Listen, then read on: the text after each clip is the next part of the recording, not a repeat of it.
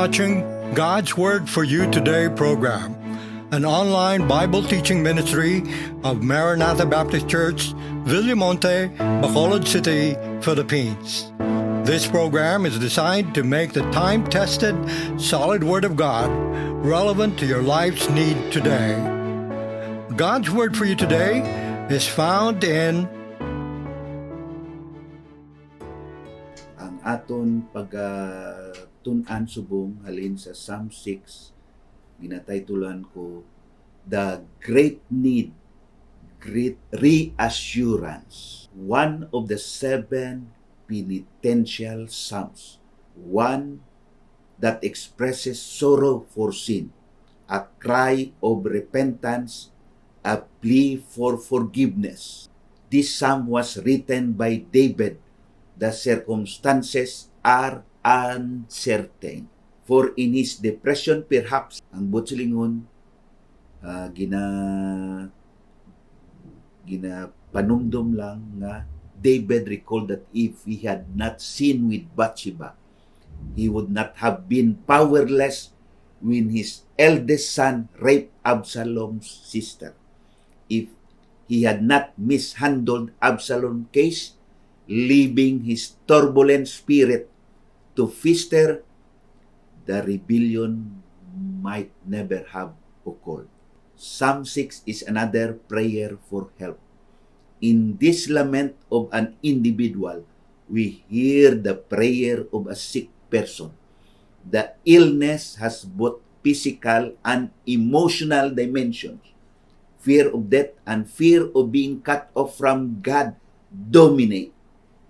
Perhaps there are even enemies beyond the illness.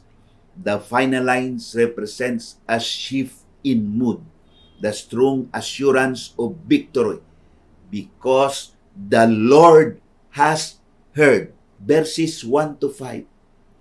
The psalmist cry of anguish, gahibi sang mga butang nga nagaabot sa iya. Verse 1, a psalm of David, ang writer si David, O Lord, rebuke me not in thy anger, neither chasten me in thy hot displeasure.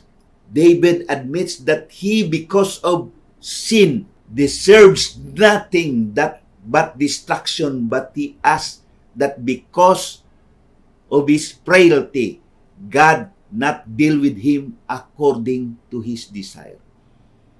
Ang ini nga salmo, waay nagapakita nga may kung ano gid ang sala ni David. Pero ginakonek niya sa Diyos kung nagalalain siya nga ang Diyos ang ginhalinan. Kita mo, rebuke me not in thine anger. Hindi ako pag-i-rebuke sa imo kaakig. O kung i-chasten, i-disiplina ako sa imo hot displeasure. Kabay pa nga madumduman ta ang ginhambal ni David. Psalm 6:2. Have mercy upon me, O Lord, that I am weak. O Lord, heal me, for my bones are vexed. He is faint or languid, withered away like faded plant or flower. Bodily ailment seems certainly to be implied, but it is that sort of bodily ailment which is often produced by mental distress, a general languor, weariness, and distaste for exertion. May ginabatyag si David nga daw parehong nagamasakit siya, pero ang lawas siya apektado.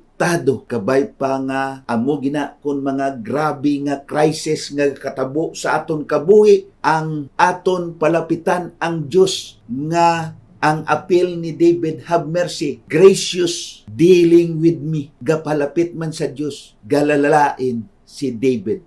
Galuya ang iya lawas tungod sang masakit nga ara sa iya. My soul is also sore vexed, but thou, O Lord, how long? Grabe, the main emphasis is intended to be laid on mental suffering, troubles of this kind, delay is the most severe and insupportable pain. Gapamangkot si David, how long, O Lord? Galalain ang iya kabuhi, gakatublag, gapamangkot sa Diyos, nga how long, Lord, nga nagabatyag sang delay nga action sang Diyos. Return, O Lord, deliver my soul, O save me for thy mercy's sake. The psalmist feels himself so wretched in soul and body that he believed himself to be near death. Out of his anguish, verses 1 to 3, the psalmist in these verses has appealed to the Lord mercy. Grabe ang ginabatyag niya. Grabe. Panumdom na siya sang hesed sang Diyos, thy mercy's sake.